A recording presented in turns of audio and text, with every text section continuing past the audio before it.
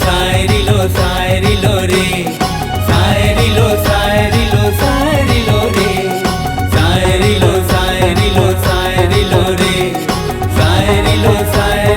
शायरी लो रे।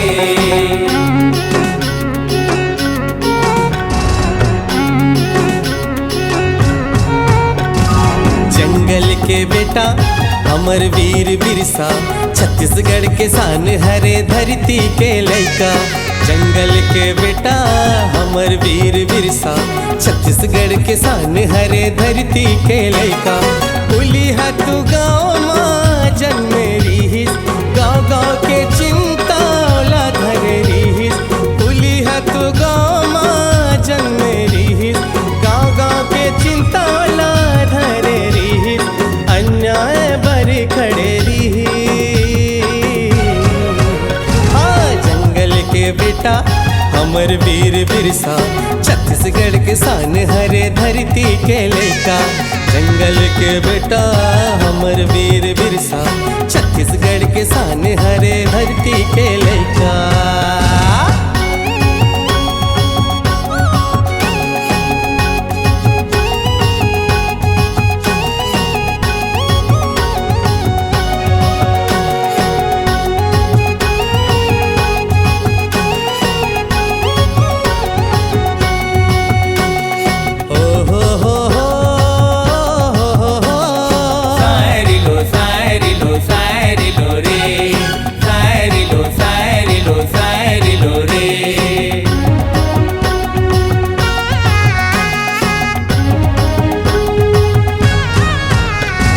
जंगल के माटी हा गवाही देते, जीव साके कहानी सब कहते। जन जन के मन माँ बस गे जी नयन माँ, धरती अमर रीस कहते।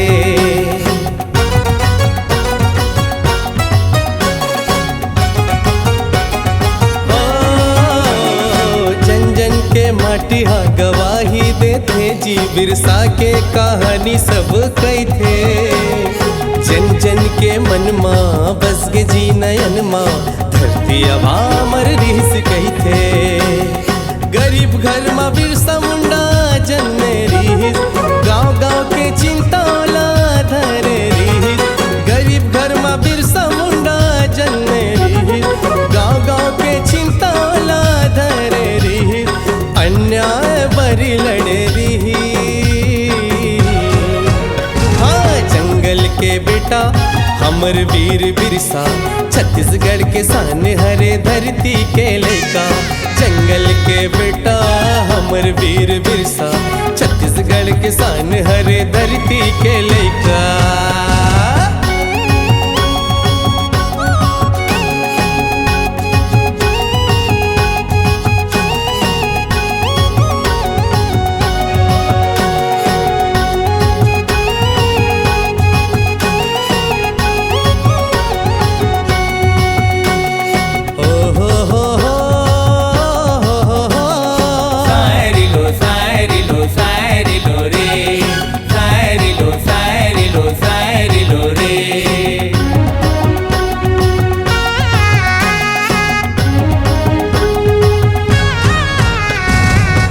के समय माँ अंग्रेज जमींदार मन जंगल और जमीन छीन लेती।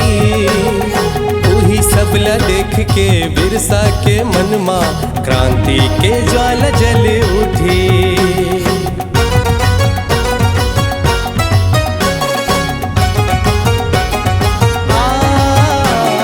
बिरसा के समय माँ अंग्रेज जमींदार मन जंगल और जमीन छीन लेती। वही सबला देख के बिरसा के मन माँ क्रांति के ज्वाला जल उठी। बिरसा मुंडा उलगुलान आंदोलन चलाइस, अंग्रेजन के खिलाफ लड़े लागिस। बिरसा मुंडा उलगुलान आंदोलन चलाइस, जमींदार के खिलाफ लड़े लागिस। अंग्रेज मल्ला जम के वो डरा दी। हाँ जंगल के बेटा अमर वीर बिरसा, छत्तीसगढ़ के शान हरे धरती के लइका। जंगल के बेटा हमर वीर बिरसा, छत्तीसगढ़ के शान हरे धरती के बेटा।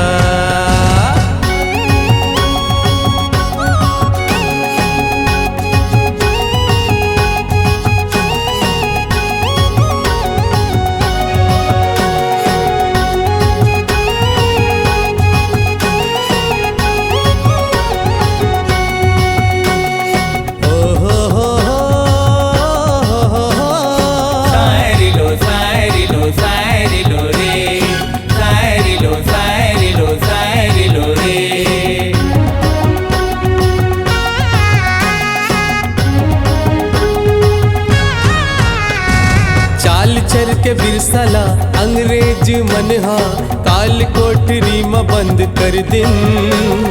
25 बरस के उम्र में बिरसा मुंडा जी रांची जेल में प्राण त्यागिन।